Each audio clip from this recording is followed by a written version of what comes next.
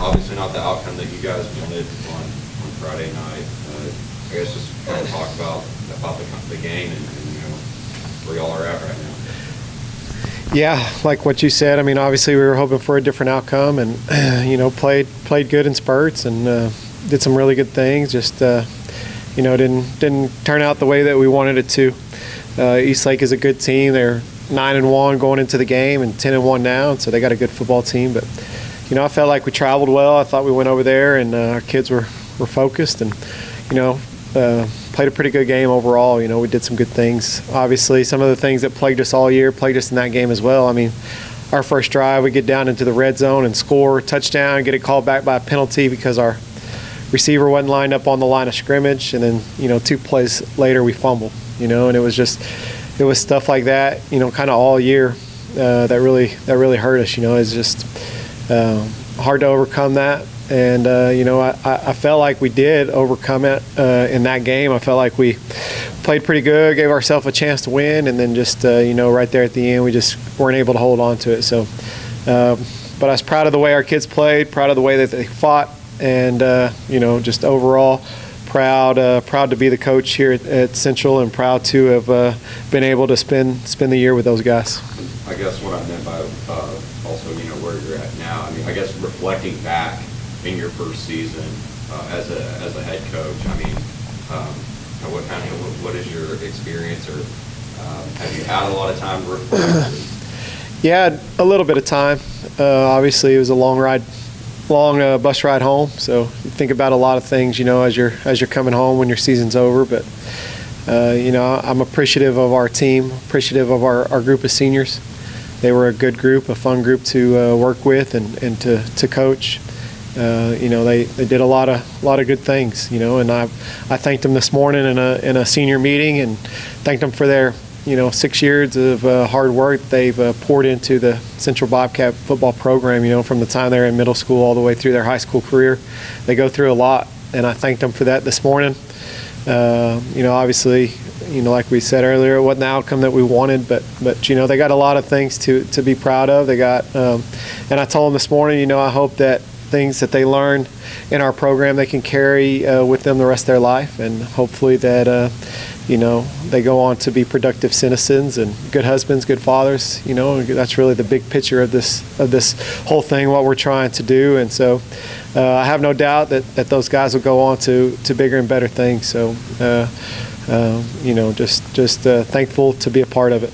Coach, are there any particular seniors, not just this year, but that have come up through the program for all of those years, that you're particularly proud of, where they started and where they ended up? Yeah, you're talking about this year's group? Yeah. You are always you're always surprised by a few. There's some kids that maybe start in junior high on the blue team or the B team, and same as a freshman and maybe even the JV blue, then they end up contributing as a senior. And there's several examples of that, and some of our best kids have done that, throughout the years, where they maybe they weren't fully mature, or they hadn't come into their own up until their senior year, and that happens a lot. So a lot of times our message is to just stick with it. We talk to them a lot about just sticking with it, and do things right. And a lot of times kids that maybe didn't play a whole lot as freshmen or sophomores, or juniors even, they end up helping your football team out. And so one that comes to mind, Jaden Lamone played all 11 games as our wheel linebacker. He's one example, and there's others. Brock Miller, Caleb Russell. Some of those guys are overachievers. And that's kind of what it's all about, man. I love those kids that overachieve and kind of do more than what maybe your expectations are, and I love those types of kids, and we have more of them. Those are just a few that pop into my mind right off the bat.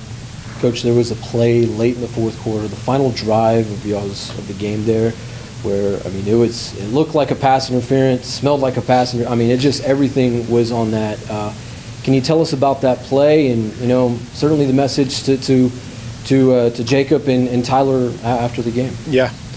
Yeah, I tend to agree with you on that. I mean, there's a really good picture that LaRae Russell got of the play right before the ball was coming down, and it certainly, it looked like the defender was kind of draped all over Jacob, but we were trying to push the ball down the field that last drive. We were out of timeouts, and we're trying to push the ball down the field. They really weren't in a prevent defense. They had a couple high safeties, but we'd kind of shown all game that we were able to get behind them by a step or two. And that particular play was a post to Jacob, and he got behind the defensive back, and Tyler made a pretty good throw, and it looked like it could have been easily called pass interference, but obviously it wasn't, and you kind of got to live with it. But I thought that they tried right there at the end. They tried everything that they could to make that happen. And Jacob was, that was the first thing he said to me right after the game was, Coach, I tried my hardest. And I said, I know you did. I mean, there's no doubt about it. I'm proud of him for that. But it's a tough way to end it. But it is what it is. Defensively, Elijah Uribe, I mean, that kid is he's something else, the Eastlake running back. But you guys held your own against him. What was different about the defensive game plan on Friday that allowed y'all to do what y'all did against a very good run team like them? Right. Because it feels like had y'all played like that against Legacy or Abilene, things might have been a little bit different. Yeah, I was proud of our defense. I thought they rose to the occasion. I thought they played well. They gave up only 21 points to a good Eastlake team who had been averaging, more than that. And so, like what you said, Uribe was a really good running back. And not only was he a running back, they moved him around to receiver and quarterback and different things. And so he was kind of a handful. But I was proud of our defense, I thought we played pretty good all night. We were able to, pretty much stop him from big playing us the majority of the night. That last little counter run that he got there at the end to have the go-ahead touchdown hurt. We kind of missed some some of the things that we were supposed to do on that play. We didn't do it just right, and he made us pay for it. And so that was disappointing. But overall, I was proud of the defense. Thought they played well, and something to build on. For next year. I mean. Defensively, we talked about it some this morning. Defense is hard to play.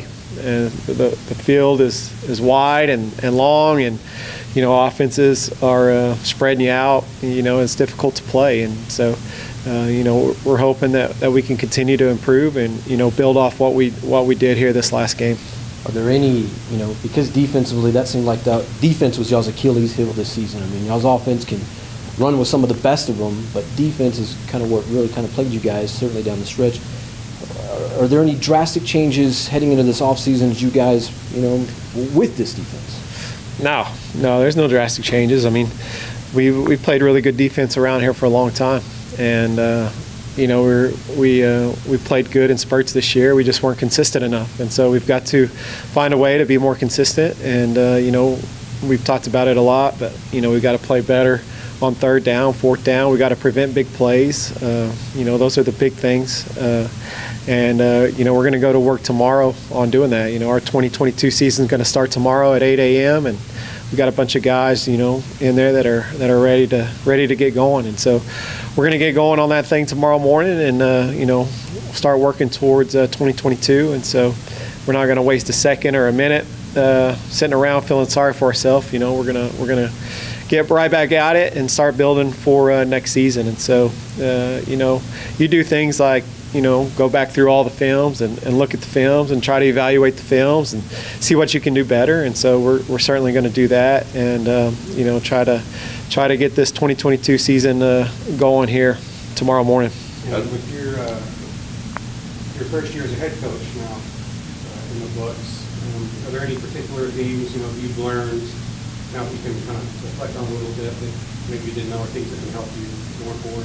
Like you said, you're starting tomorrow and for next season? Yeah, I think so. I think you're always learning. I think, we're in the business of constantly trying to improve, constantly trying to get better. And, obviously it was my first year and a a lot of, obviously in a different role than what I've ever been. And so, obviously there's things that I learned throughout the year that I'll remember moving forward. And I think that's with a first-year coach or a 20-year veteran. I don't think it matters. I think you're constantly learning. You're constantly seeing new situations arise, and you try to, learn from each and every one of those. And it's no different with me. I will, take what I learned this year and try to get better from it, and do everything we can to make our 2022 team better next year. Aside from Tyler, obviously it was great that he had obviously have a full year of play under his belt going into next year. What are some other guys that are coming back that you're just excited to see their growth this offseason and before next season? Yeah, there's a lot of them, and I'm not sure I can sit here and name all of them, but we're excited about our next year's group. Tyler, like you mentioned, we've got a couple running backs that after off season we feel pretty good about. Javion Robinson is one that played on our JV. Tyree Browley was on our varsity, but he didn't play a whole lot, but he was on our varsity and did see some time. We're excited about those guys. Obviously, Darius Floyd's coming back. He was a big part of our offense this year. And then we got Jacob English is back. Kevon Rice is back. So a lot of those guys coming back. Jaden Gibson is coming back, and we got some offensive linemen coming back as well. And then defensively, we were pretty senior heavy defensively. A lot of seniors played defense this year, and so we're going to have to go kind of to the drawing board, look at the depth chart, and I told them this morning when we met. We might ask some of you guys to switch positions. We might ask you to switch from offense to defense or defense to offense, or maybe a different position on offense that you were already playing. And, we do that to try to make our team better. And so, we're going to be looking at all those things and all those different possibilities and going from there. Record and playoffs aside and everything, are you happy with the way your kids picked up the way that you do things, coming from the way Brent Davis did things, where they picked up the offense and the way they picked up defense? Are you happy with where they progressed to? And Yeah. Yeah, we were. I mean, I was, I loved our team this year. They had a great attitude, and they tried to please in every way, and it was a good bunch, good group to be around. And to answer your question, I mean, there wasn't a whole lot of drastic differences, to be honest. I mean, Coach Davis did a great job here for a long time, and we just tried to keep it going. There was a few things that we tweaked and put our thumbprint on, and we'll continue to evaluate and tweak as we go. And like I said earlier, we're constantly trying to get better. We're constantly trying to improve, and every day we wake up, we're trying to get better. And so we're going to continue to do that, but. To answer your question, there wasn't really any drastic changes offensively, no drastic changes defensively than what we've done really for the last 12 years that we've been here. Even though we've had some different defensive coordinators, my brother was the first one, and then Coach Chester for a while, and now Coach Willis. I mean, the terminology and the scheme over those 12 years have been consistent. The same thing on offense. Really, I've been the coordinator for the whole time that Brent was here, and then this year as well. But there really wasn't drastic differences. It's just we're just constantly trying to improve. We're constantly trying to do the things that our personnel will allow us to do, and we try to do the best we can with what we got, and approach it that way. And so really, to answer your question, I mean, I am proud of our kids. I'm proud of the way that they continue to fight all year, even when things didn't go right for them. They showed back up on Saturday, and ready to attack the next week. And so for that, I'm grateful to those kids for that. Appreciate that. Appreciate their hard work and their dedication to Bobcat football. And just very thankful for that group of seniors in particular. I'm sure you're always excited, when the offseason starts, just to get ready and energized to get ready and prepare for the new season that's going to come up. But with, with the record, you didn't have the record this year that you guys expect around here. Do you think that's going to give you some extra fuel and motivation during the offseason with getting ready? Man, I hope so. I hope so. We talked a little bit about it this morning. This is a deal, a program around here. That we've had a lot of success, and we're trying to. And we talk a lot about this. We want this to be the best place to play football in the entire state of Texas. And so every day we wake up, that's our goal, is to create an atmosphere for these kids that can make it the best program to play in the entire state. And so they're aware of that. And they understand the tradition and the expectations and the things that we've done over the years. And, I know that they're hungry to get back on top of this district in particular. And so I can see them, working extremely hard this offseason to try to get us back there. I guess one last thing for me is, this district, Coach Davis even really last year hit on how you got to score 40 points a lot of the time to win games. Yep. This year I felt like there was a little bit more defense. Now Legacy, their offense has been impressive this season. Have you noticed anything that's really changed from any of these teams, or it's constantly evolving? Right. Noticed much of a difference? Well, that's a good point. And you got to score in the 30s and 40s to really have a chance to win football games. And I think that was something that we didn't do as well. Especially here late, didn't score enough points to give ourselves a chance to win. A lot of it was turnovers or not scoring in the red zone. Things that are conducive to winning football games. But to answer your question, I felt like our district was pretty good this year, to be honest. I mean, I felt like Abilene High, even though they didn't win their playoff game, I felt like that was the best Abilene High team that we've seen in probably 5 or 6 years. I thought they had a good team. I thought obviously Friendship was much improved, especially offensively. I thought their offense was really good. Odessa High I thought was improved.